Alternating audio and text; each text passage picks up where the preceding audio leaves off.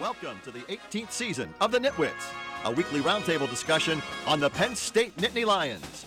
Our Nitwits panel includes Neil Riddell of the Altoona Mirror, Mark Brennan of FightOnState.com, Jacob Cowker of WTAJ Sports, and a special guest nitwit each week. The Nitwits are brought to you by Irwin Financial Raymond James, an independent firm and firm foundation for your financial future. Coldwell Banker, no one will work harder to sell your home. By Reed and Salini, Doctors Reed and Salini provide orthodontics for children and adults. By Fiore True Value on 6th Avenue, Altoona. Just ask rental. Buy what you want, rent what you need. By Monarch Cleaners, for all your cleaning needs. By Your Rehab Choice, Health South Altoona. Ask for us by name. By Courtesy Motors of Altoona, where courtesy means a great deal. By The Allegro, where fine cuisine is a way of life. By EasyToUse.com, your Yellow Pages connection in print and online. By FightOnState.com, as close as you get to Penn State football without putting on a helmet. And by the Altoona Mirror, featuring Penn State Game Day every Friday and Penn State Extra every Sunday. All right, Penn State picking up its first Big Ten win of the year in the conference opener against Rutgers. We, of course, are the Nitwits. Our special guest, Joe Nastasi, joining us. We got Neil Riddell, Mark Brennan. I'm your host, Jacob Cowker. Without further ado, let's just get into this win. Is this offense fixed at this point with that type of performance that they put up against a Big Ten team? Let's let Joey go first. His well, debut this year. I appreciate it, Neil. And, the way I see this, I watched the game in the first play from scrimmage. I'm sure a lot of other people saw it, but it sure looked like a Joe Paterno team out there, if I'm not mistaken. I saw them in the true eye. We had one or two tight ends in. There was times we had two or three tight ends in the game, which was really nice to see. I think they learned a lot from early in the year, which is a really good sign for all Penn State fans and in general.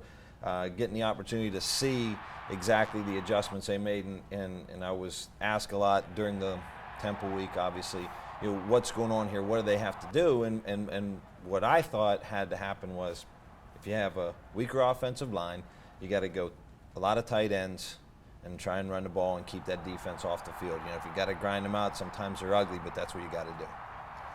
Yeah, I mean, I think that when you look at the defense now, they've really played only one bad quarter, and that's when they kind of got worn down a little bit to a Temple team that looks like it's decent. So I give a lot of credit to the defense. I'm not ready to say that everything is utopia, because I think the passing game still has a long way to go. But Barkley did a lot for the run, and I think they took some real good steps. And they probably feel better about themselves right now than they have this year. I think Franklin was really smart a couple weeks ago, said they were going to commit to the run, because that passing game isn't going to work. And I get that people are still a little frustrated that it wasn't clicking on all cylinders, but until they're able to effectively run the ball consistently, and he said that after the game, that when you're running the ball, it's keeping the opponents honest. When you have a guy like Barkley out there who's bouncing off guys and picking up big yardage, they can't do all the stunting and stuff they usually do against Hackenberg. So I think long run, you're going to see this benefit that passing game significantly.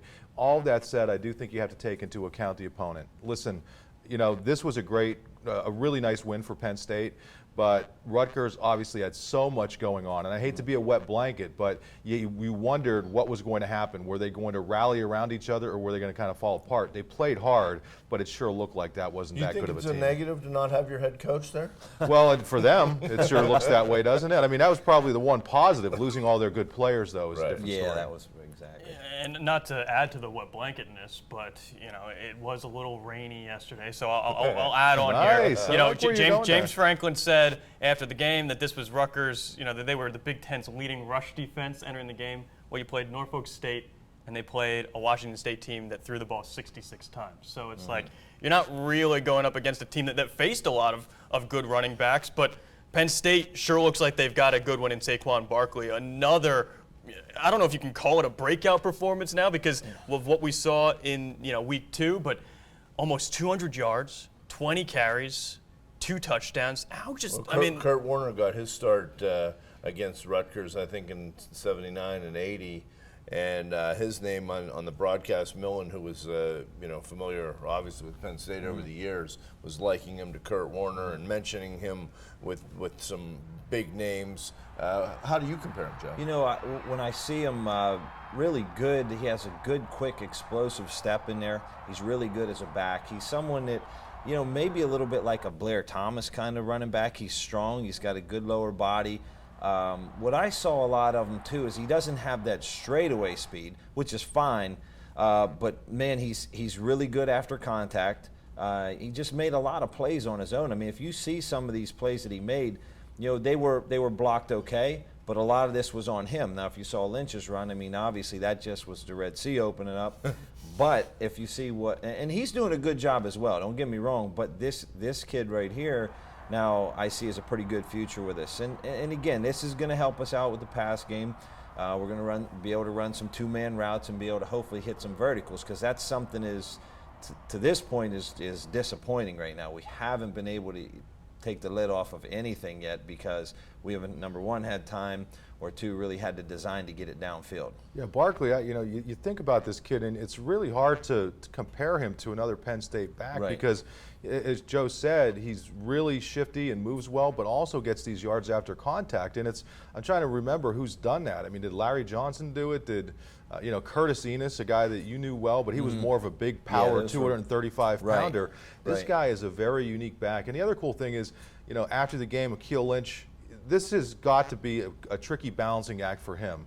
And he has been nothing but classy, saying, listen, he realizes this kid is special. You have two backs. It's good for both of them. This is a guy who played that same kind of role as the up-and-comer with some older backs. Now he's that guy. And it's good to see him reacting that way, because I think that could really hurt team chemistry if he didn't. The guy that I see right now, and he's not a Penn Stater, but it sort of reminds me a little bit of the guy from Nebraska. He's with the Lions now, Abdullah. Yeah. That's sort of his style run. I mean, not great straight ahead, but tremendous after contact, strong back, good. And he's real young, so he's got a lot of growing to do. Well, they're not really phasing him in. He was in on the second series, and he started the second half. So it's not like you're reluctant to take the wraps off him. Yeah, it doesn't really matter in this day and age who the starter is. It seemed like they're gonna. It seemed like the plan was to at least split him 50-50 to start, and then he just, the performance he had, you have to go with that hot hand. I also think you have to give a big shout out to the offensive line. I mean, after what they went through in game one, which was obviously very difficult, a lot of criticism, losing arguably your best lineman in game two, for them to come together, I don't care who the opponent was. As you said, Joe, that Akeel Lynch, there was the Red Sea parting, and those guys did a great job, and Herb Hand deserves a lot of credit. All right, well, when we return here on the Nitwits, we'll take a look at the special teams. One of the things that maybe was a weakness becoming a strength against Rutgers, plus some impact players returning on the defense. What could that mean for this unit, not just against the Scarlet Knights, but as they move forward? When we come. The Nitwits are brought to you by Irwin Financial Raymond James, an independent firm and firm foundation for your financial future. Coldwell Banker, no one will work harder to sell your home. By Doctors Reed and Solani, orthodontics for children and adults. By Fiore True Value on 6th Avenue, Altoona. Just ask rental. Buy what you want, rent what you need. I'm Brent Pride, linebacker coach at Penn State, and you're watching the Nitwits.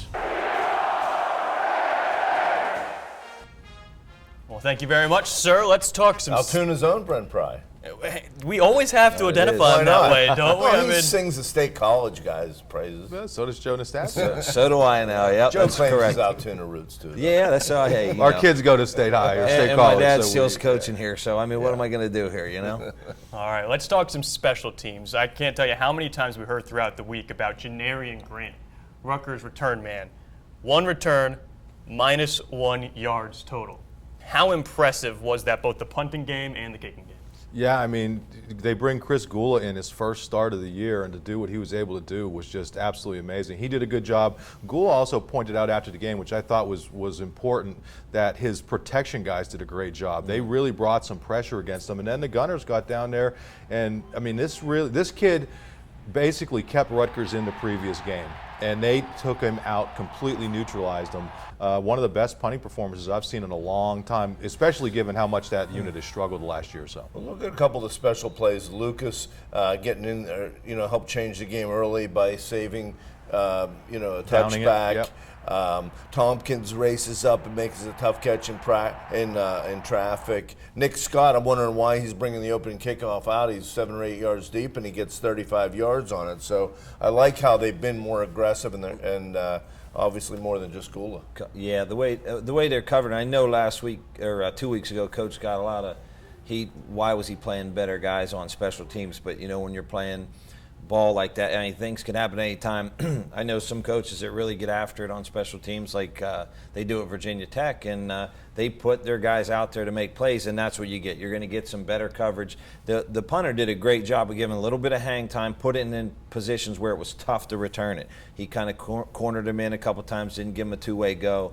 And that's so big, especially when you have a running team, which we're trying to establish, in a defensive club. You got to have a punter that can give you field position, and you're in every game. You know what else you're seeing is that now they got the scholarships back, so you're not seeing great experience depth, but you're seeing a lot of these young, terrific athletes making plays on special teams. The Scotts, the Tompkins, those kind of kids. Listen, here's Scott, a kid who probably was thinking he was going to be the second team back, and then Barkley comes in, and now you know what? He's such a good athlete. They're still finding a place for him to contribute. Yeah. So that's kind of part of this whole getting back to a full roster, full complement of players. Speaking of athletes, they've got a bunch on especially the back side of that defense. And not to say that the front side's not good. I mean, really all over this defense. 5 sacks again. Only 3 points allowed, and getting Brandon Bell back. How much of an impact do you think he makes? Well, you saw him in the Temple game before he was injured, and last year he looks like the real thing. And of course, he's wearing number 11, so that means that he is special. But, Tony Johnson. Yeah, I like John Reed, the way he stepped in and played well, even though he didn't even start this game. Well, and Haley coming back, he had an interception. The thing about Bell that I really like, Kabinda, they moved over to the Mike linebacker position. He's obviously calling the plays, doing all these things. Bell, if you watched him in the pregame stretching, he was running around, dancing. He brings an emotion that this defense needs. So you have all these really good players, but he's in there bringing emotion, and obviously a terrific athlete. So, yeah, I mean, just the overall athleticism in his program, where it's come from the last couple of years is amazing. Yeah, I like Kabinda in the middle there. He's more of a downhill thumper. I think in a Temple game, he was on the edge a little too much. He looked a little out of place. I think that was a good move. You have a safety that's going to be a pro here in the next couple of years with Marcus Allen. Great size, rangy, and he loves the physical part of the game. So you have a tremendous amount of athletes on the field now and coming in behind them. That's not really, our issue. Our issue right now is really trying to figure out that offensive side of the ball, and I think they're a step in the right direction. Anybody that wins long term and has a good history of winning and wins championships is going to run the ball and run it effectively and play good defense. And yes, you need a passing game, but you got to run it and run it well, and it's not trickery. The Oregons are fun to watch sometimes, but they're not winning championships year in and year out. It's all gimmick play. And I think our coaching staff, just like all of us, I mean, we learn day to day. So again, hats off though to the defense for another good game. All right. Well, real quick, I was kind of hoping that they would have given Julius a shot, 62-yard field goal at halftime, but really it would have been dumb because if it was blocked and returned or something. You have the best return man who was the best return man in the nation. So sorry, Jay. I guess was that a nitpick? Because we've got more nitpicking on the way. We're not just the nitwits. Jake, when you do this, what does it mean? It means that we've got to get to break. So when we come back, we'll examine Christian Hackenberg under the microscope. More of the best Penn State football talk around when we return. And another thing. The Nitwits, a roundtable discussion of Penn State football. The Nitwits are brought to you by Monarch Cleaners for all your cleaning needs. By your rehab choice, Health South Altoona. Ask for us by name. By Courtesy Motors of Altoona, where courtesy means a great deal. By the Allegro, where fine cuisine is a way of life. Now back to the Nitwits. A roundtable discussion of Penn State football. Well, those Nittanyville campers were happy yesterday with the 28-3 Penn State win over Rutgers, but we're the Nitwits, and you can't spell Nitwits without nit. You can't spell nitpick without nit. Wow. So let's nitpick here. Christian Hackenberg's performance. Is this something that fans should be worried about? About 53% completion percentage, no touchdown passes? Yeah, he clearly still doesn't look like he was when he was at his absolute best. But, the one thing I will go back to is that I do think the fact that they're establishing the running game and getting that going is going to make things easier for him moving forward. Is he ever going to be the way he was in a Bill O'Brien offense? I'm not sure about that, but the kid clearly has the talent. I like the fact that he doesn't seem to be panicking. He doesn't seem to be showing some of the emotion that he showed last year. And I think he's kind of taking this all in stride. And I do think the passing game is going to get better, but it's clearly not clicking, on all cylinders right now. Yeah, I think a lot of it's, lining up personnel. It's difficult. Every system's a little bit different, and there's a comfort level. I'm not saying it's between coach and player, but it may be more schematically that he's just maybe seeing something differently or put in a position that he's not all the way comfortable with. Because it doesn't look like even when the throw is there, there's execution issues, and then it seems like there's play issues, and so it's not always lining up in the pass game. You see 2 good and then 3 straight bad, and it happens so quickly. We're like, how do we go from looking really good on this drive to a 3 and out within 30 seconds of the second drive? And that's, I think, the frustrating, difficult part. And we're not the only ones that feel it. And it's not that they're not putting the effort in there.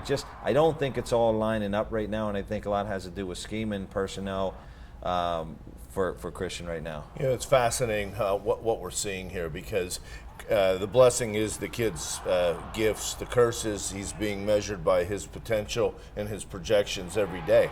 You just get home at 2 in the morning from this game, and everybody's looking at Hackenberg's numbers, and definitely he's not hitting people in stride, and some of the execution just isn't there. And then at 8 o'clock this morning, you hear Chris Mortensen, who's as connected as anybody in the NFL, say that Bill O'Brien absolutely would love to draft this kid if he's in a position to. So that's what Hackenberg's being measured against, as a top or a high first-round pick. But it seems to me as if the whole passing game's not clicking. It's not just him, and it wasn't necessarily just in this game, but in the Buffalo game, he probably had 4 or 5 passes dropped. Right. And I'm not saying that in defense of him. I'm just saying the entire passing game does not seem to be clicking, and that's why I keep going back to the fact that I think it was very smart by Franklin, and Joe, you've touched on this. You cannot be a good offense unless you run the ball, and the only way they're going to get out of it is by running the ball. Right. And maybe he becomes more comfortable, maybe he doesn't, but at the very least, at least you're being effective doing something. Yeah, I can't tell. I watch every once in a while and catching all 22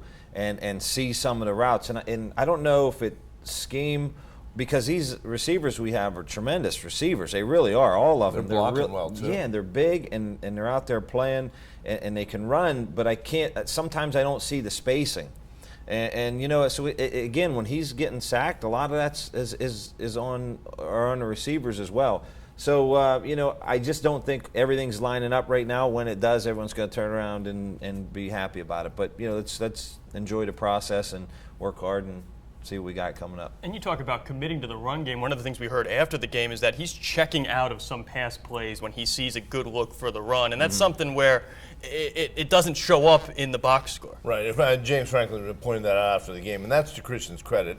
Nobody's ever questioned his intelligence. I mean, this is a kid that can read defense, has been trained at a high level in and out of season. So, that's going to be a benefit. They apparently checked into some runs that benefited them. On a positive note, going into that game, Chris Godwin was the only Penn State receiver with a reception longer than 11 yards. I mean, think about that through 2 games. And clearly, they got Hamilton back on track a little bit with that one play-action play.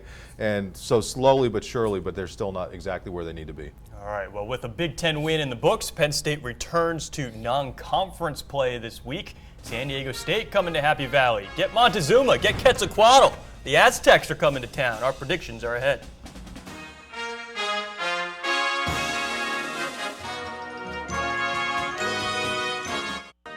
The Nitwits are brought to you by EasyToUse.com, your Yellow Pages connection in print and online. By FightOnState.com, as close as you get to Penn State football without putting on a helmet. And by the Altoona Mirror, featuring Penn State game day every Friday.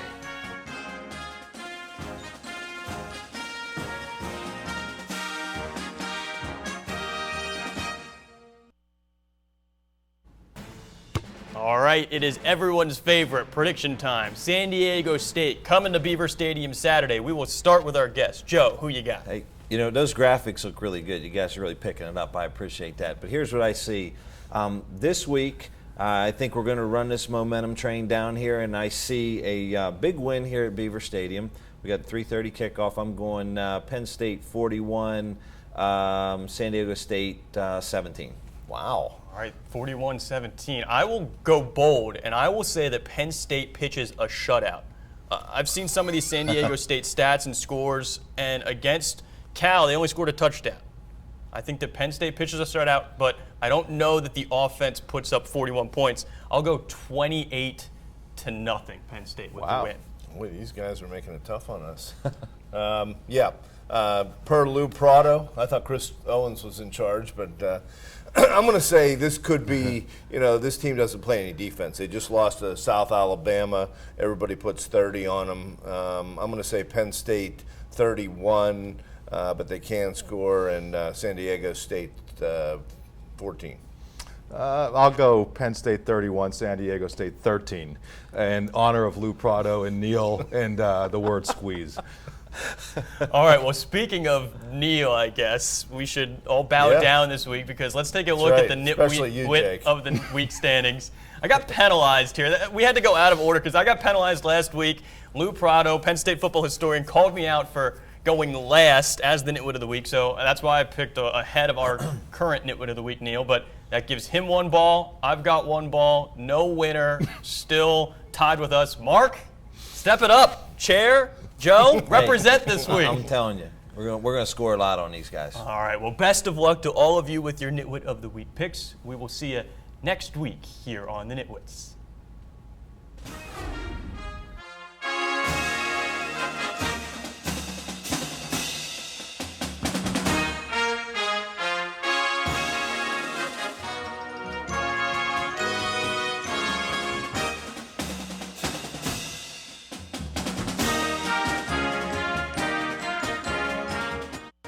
The Nitwits are brought to you by Irwin Financial Raymond James, an independent firm and firm foundation for your financial future. Coldwell Banker, no one will work harder to sell your home. By Reed and Salaney, Doctors Reed and Salaney provide orthodontics for children and adults. By Fiore True Value on 6th Avenue, Altoona. Just ask rental. Buy what you want, rent what you need. By Monarch Cleaners, for all your cleaning needs. By Your Rehab Choice, Health South Altoona. Ask for us by name. By Courtesy Motors of Altoona, where courtesy means a great deal. By The Allegro, where fine cuisine is a way of life. By EasyToUse.com, your Yellow Pages connection in print and online. By FightOnState.com, as close as you get to Penn State football without putting on a helmet. And by the Altoona Mirror, featuring Penn State game day every Friday and Penn State Extra every Sunday. You can also see the Nitwits on AltoonaMirror.com. Thanks for watching, and we'll see you all next week.